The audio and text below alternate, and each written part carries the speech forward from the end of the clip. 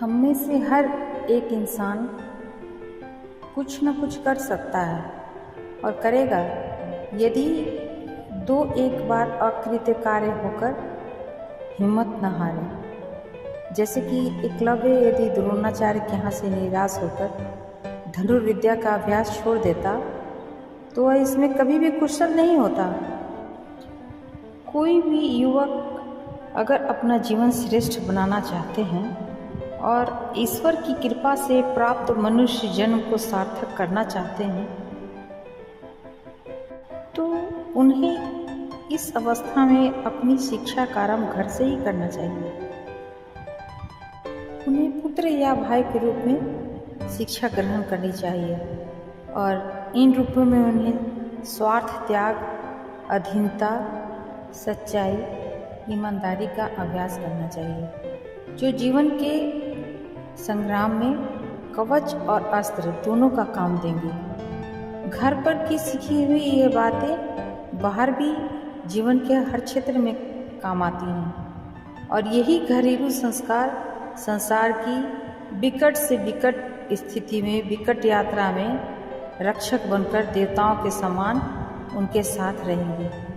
उन्हें लड़खड़ा कर गिरने से बचाएंगे, उनके कानों में आशा का मधुर संगीत डालेंगे और उनके आगे आगे स्वच्छ सूर्य का प्रकाश फैलाएंगे। किसी भी युवक को अपने पिता के प्रति कर्तव्य पालन करना चाहिए और पिता के प्रति पुत्र के 3 कर्तव्य हैं: स्नेह, सम्मान और आज्ञा पालन।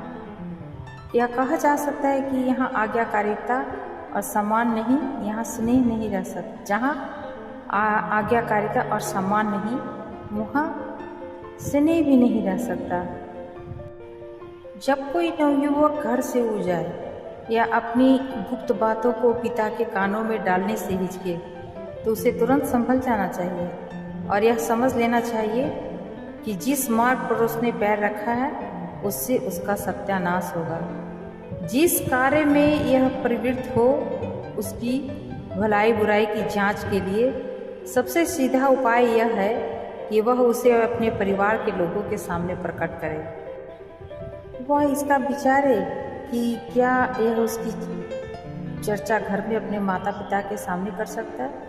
मतलब जो भी युवक जो भी काम करते हैं उसकी चर्चा वो घर में करें और अगर जो चर्चा वो घर में नहीं कर सकते हैं तो समझ लेना चाहिए कि कहीं न कहीं कुछ गलत है या गलत रास्ता है। जब हम चर्चा करेंगे अपने माता पिता से तो वो हमको आगे रास्ता दिखाएंगे, क्या सही है क्या गलत। इसलिए हर नवयुवक को अपने माता पिता से अपने बारे में जरूर ही चर्चा करना चाहिए और वह यह कार्य इस योग है कि उसकी परीक्षा परिवार के बीच हो।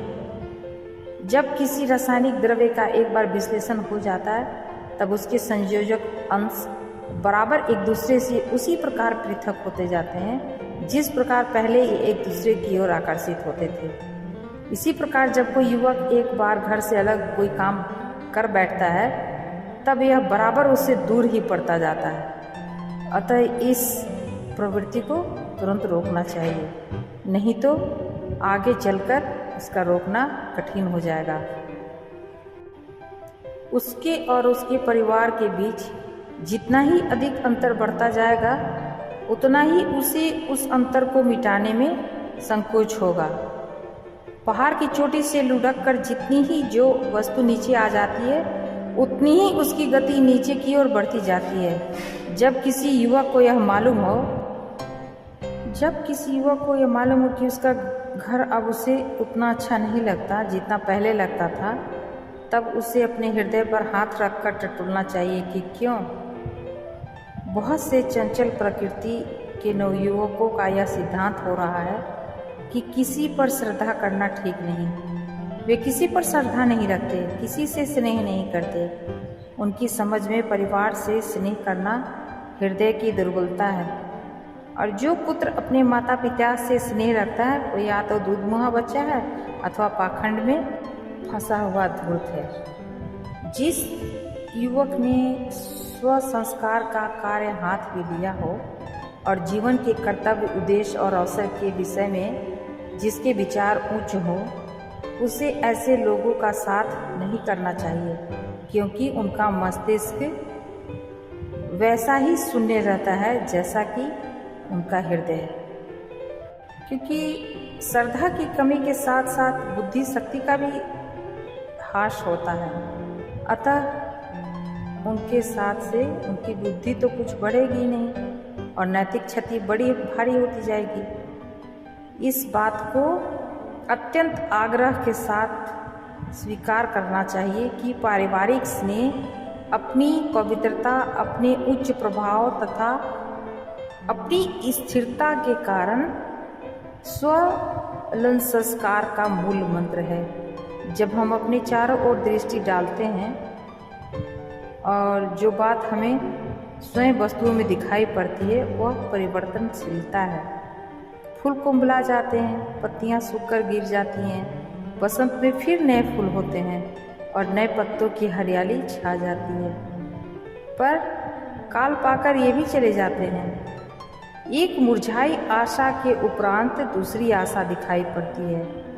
एक वर्ष के उपरांत दूसरे वर्ष का आगमन होता है और भोग हमारे ऊपर से जाता है। दिन आते हैं, चले जाते हैं। ज्यों ही हम वर्तमान से परिचित होते हैं और समझते हैं कि यह हमारे हाथ में है, वह चट व्यतीत हो जाता है और हम आगे उस भविष्य की ओर देखते हैं जिसका विस्तार भी वर्तमान की अस्थिरता के कारण संकुचित होता जाता है।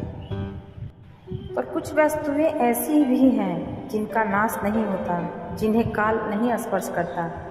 हमारा घरेलू स्नेह, हमारी पारिवारिक सहृदयता, उदारता और स्वार्थ त्याग, ये वस्तुएं ऐसी हैं जो एक ऐसे अमूल्य और अक्षम्य भंडार के रूप में संचित होती जाती हैं, जो अंत में उस अनंत प्रेम स्वरूप में यानी कि परमेश्वर में लीन हो जाएगा। हमारी प्रकृति में जो उत्कृष्टता है वह मृत्यु के उपरांत भी बनी रहेगी। जो अच्छाई है वो मृत्यु के उपरांत भी बनी रहेगी। जिस प्रकार हमारी आत्मा अमर है, उसी प्रकार उसका अंश स्वरूप हृदय भी अमर है। जिस प्रकार हमारा बुद्धि ज्ञान बना रहता है, उसी प्रकार हमारे हृदय के भाव भी बने रहते हैं, क्योंकि वे आत्मा के अंश हैं और उनके बिना हमारा अस्तित्व ही खंडित और अपूर्ण रहेगा।